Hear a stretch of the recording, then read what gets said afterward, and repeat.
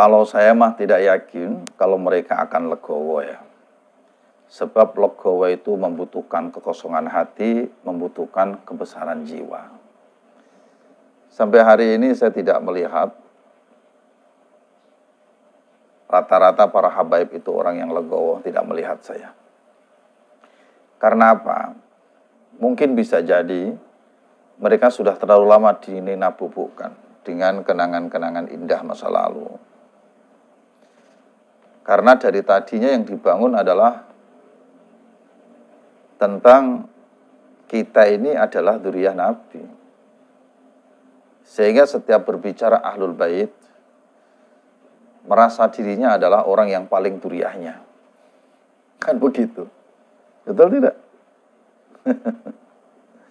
Apa yang terjadi kemudian? Memanfaatkan agama untuk kepentingan-kepentingan mereka. Yang saya khawatirkan justru terjadi pencucian otak kepada orang-orang yang kosong model kita begini nih. Dengan menggunakan doktrin-doktrin atau pembelokan-pembelokan hadis yang berkaitan tentang dzurriyyah Nabi Shallallahu Alaihi Wasallam. Kemudian apa yang dibangun narasinya? Yang dibangun narasinya itu begini nih.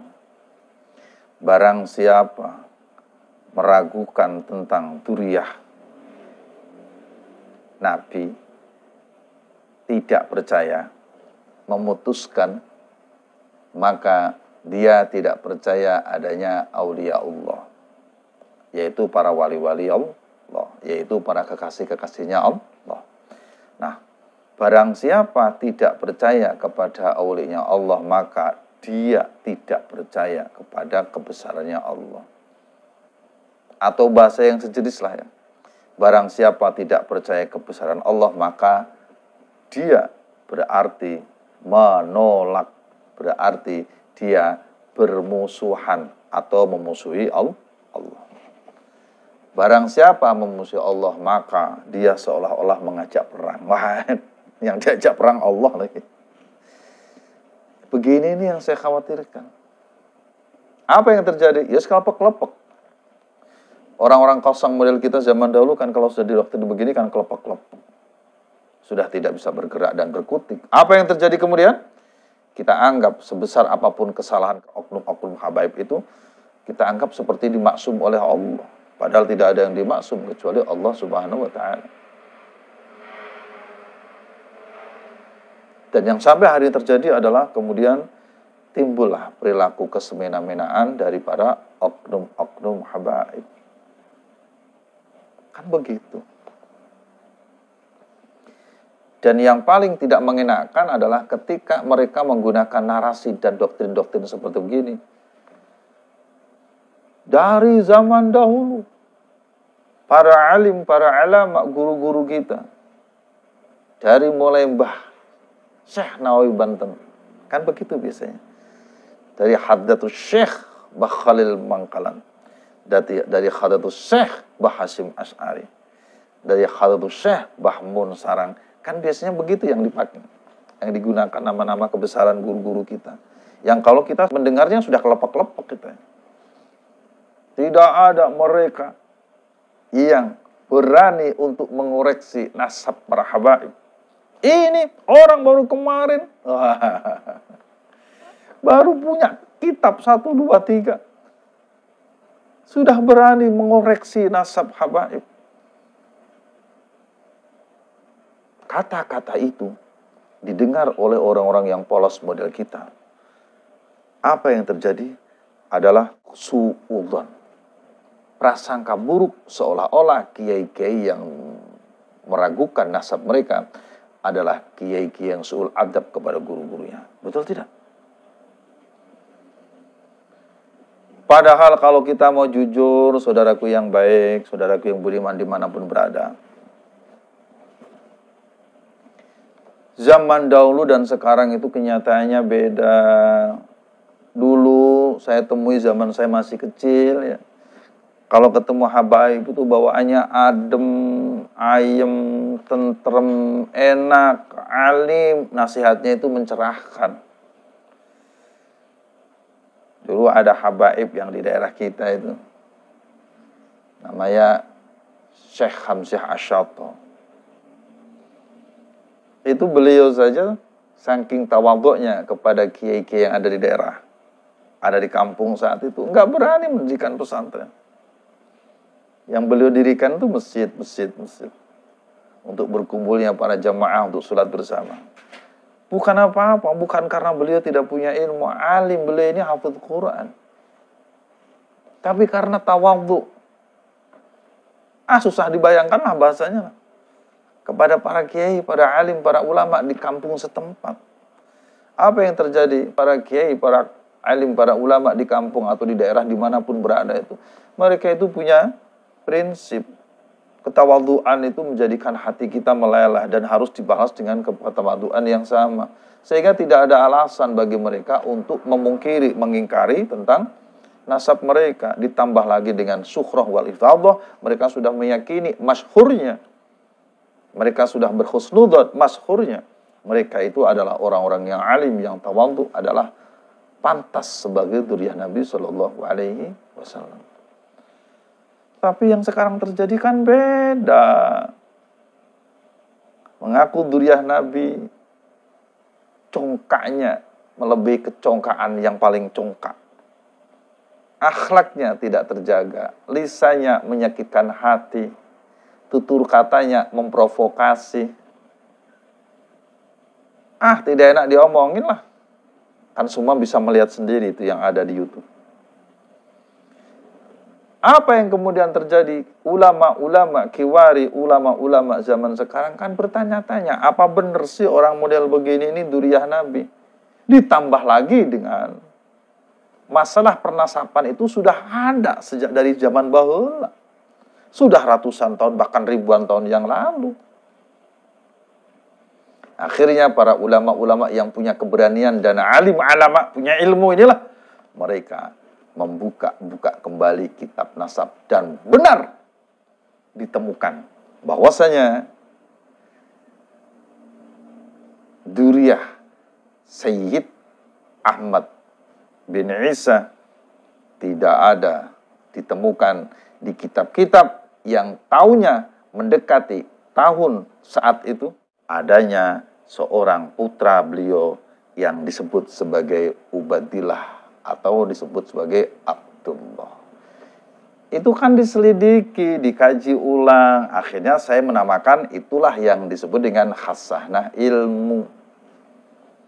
Timbullah keputusan sekarang, sebagian menganggap rungkat, munqati', tidak tersambung, tidak ada, diada-adakan. Bahkan dalam beberapa kitab itu tersambung melalui mimpi yang seperti pernah saya sampaikan dulu. Beda zaman. Dan itu biarkan saja sebagai hasanah ilmu pengetahuan.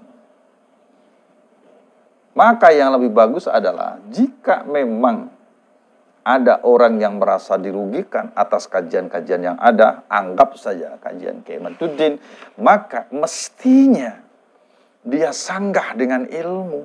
Atau kalau tidak, ya sudah saja laporkan Kiai Ahmaduddin ke kantor polisi. Itu yang saya tunggu-tunggu dari dulu. Makanya, maaf ya, kemarin itu ketika ada surat somasi ya, saya pernah dengar katanya ada orang yang aktivis nasab yang disomasi itu, saya senangnya minta ampun itu. Sampai teman saya mau syukuran, mau nyembelih mentok. Ya karena memang permasalahan ini harus diselesaikan kedua tempat. Satu, di pengadilan, dan itu pintu masuknya saya anggap dari somasi tadi. Tapi hanya kuciwa, kecoa. Apa kecoanya? Ternyata somasinya itu adalah hoak. Ada tangannya katanya dipalsukan dan lain sebagainya. Masya Allah, kecewa deh. Tapi kami dengar katanya ada laporan dari sebagian dzurriyyah Wali Songo terhadap oknum habaib atas penyebaran fitnah atau hoak, nggak tahu. Yang katanya laporannya sudah masuk ke kantor polisi. Ya mudah-mudahan saja pintu masuk ini bisa menjadi pembuktian diterima oleh semua pihak. benar enggak kesahihan, kebenaran tentang tersambungnya Ba'alawi sampai ke Kanjeng Rasulullah SAW. Karena itu satu-satunya itu bisa meredakan hal ini. Atau yang kedua adalah keterlibatan pengurus besar Nahdlatul Ulama. Jadikan ini bahan kajian Bahthul Masail, undang para alim, para ulama yang ahli nasab, ahli sejarah, bil khusus tarikh Islam, lalu adakan kajian di situ. Kemudian fatwakan hasilnya. Itu salah satunya. Kenapa mesti NU, Gus? Ya dalam hal ini memang yang sangat banyak dilibatkan adalah warga NU. Baik NU secara struktural ataupun warga NU secara kultural. Kalau selain NU tidak banyak dilibatkan yang heboh masalah nasab habaib ini. Betul tidak? Alhamdulillah. Saya teruskan ya. Sehingga atas dasar ketawaduan itulah mereka ya tidak mungkin mengungkit-ungkit nasab orang-orang yang baik, orang-orang yang tawadhu. Karena tadi dasarnya adalah husnudzan, syuhrah wal iftifadhah. Jadi zamannya sekarang sudah beda. Makanya sering saya katakan, tulis ya dengan tinta yang sangat tebal, biarkanlah kebenaran itu menemui jalannya. Allahumma shalli wa sallim wa barik alaihi. Kenapa sih timbul permasalahan ini ya tadi ya? Dipicu dari akhlak-akhlak yang mengaku sebagai duriah Nabi, ya oknum saja ya. Tetapi tidak mencerminkan tentang datuk dan leluhur-leluhur akhlaknya yang mulia. Ditambah lagi dengan saya dengar informasi ada seorang oknum habaib yang menikah cukup dengan menggunakan telepon. Masya Allah. Dan banyak hal kadang-kadang ini kalau kita dengar menyakitkan hati. Jadi kita umat Islam yang tersakiti karenanya. Seolah-olah agama itu dilecehkan kan kalau sudah begini. Dan yakin saya, kalau seandainya guru-guru kita melihat kenyataan hari ini pun, mereka juga tidak akan diem, enggak? Saya yakin itu. Saya yakin. Mereka pun nangis di alam barzahnya sana. Mereka pun nangis di alam arwahnya sana. Melihat kenyataan hari ini yang begitu rapuh orang-orang yang mengaku sebagai duriah Nabi. Tapi justru akhlaknya mengkotori, menodai akhlaknya. Akhlak yang tidak terpuji, yang dipertontonkan oleh mereka kepada seluruh umat, yang diunggah dari beberapa channel-channel YouTube. Dan itu memalukan. Memalukan. Saya kalau sudah ngomong seperti begini mau menangis sebetulnya. Nah, saudara yang budiman yang dirahmati oleh Allah Subhanahu wa taala. Saya bersyukur kepada Allah. Akhirnya Allah membuka jalan kepada kita semua bil khusus melalui lisan, melalui ilmunya Kiai Imaduddin untuk berani menyelidiki, mempertegas, menanyakan kesahihan nasab mereka sampai kepada Rasulullah SAW. Biar dunia tahu benar nggak orang-orang yang akhlaknya tercela ini pantas sebagai duriah Nabi, supaya mereka tidak menodai Rasulullah Muhammad SAW yang tentunya pasti melecehkan dan menodai agama.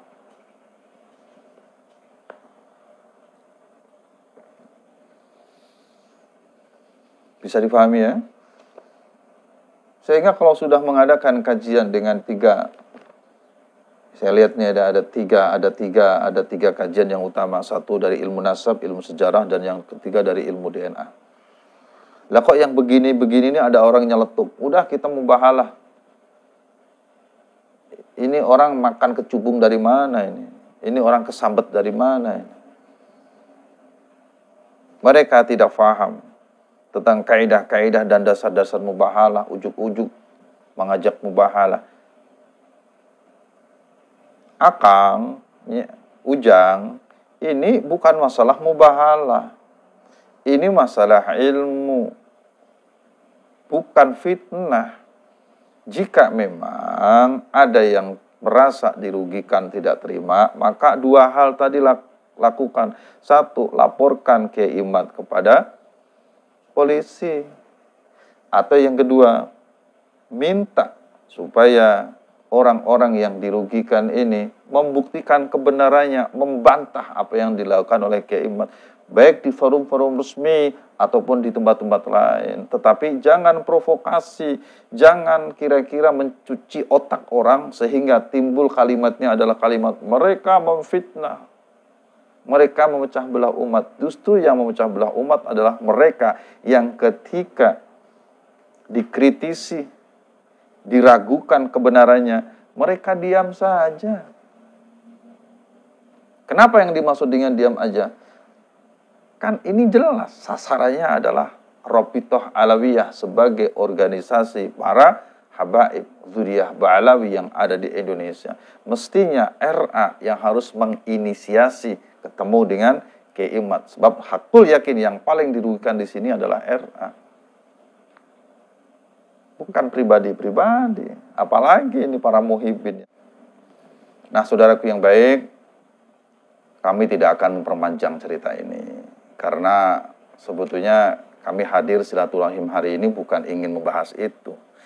Kami hanya ingin membahas tentang beberapa poin yang kami tulis, yang intinya adalah sebagai hamba-hamba Allah yang masih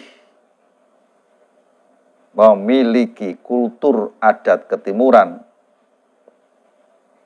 sehingga masih memiliki rasa, agama, dan tabiat serta budaya-budaya mulia.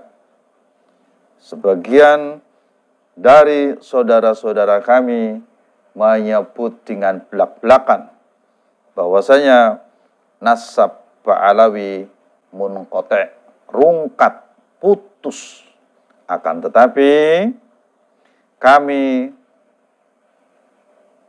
tetap menyatakan atas dasar keputusan bersama dari Kutraswala Pertemuan Benda Kerep bahwasanya nasab Ba'alawi sampai hari ini masih tetap mukhtalafun fih, dengan catatan sebagai berikut.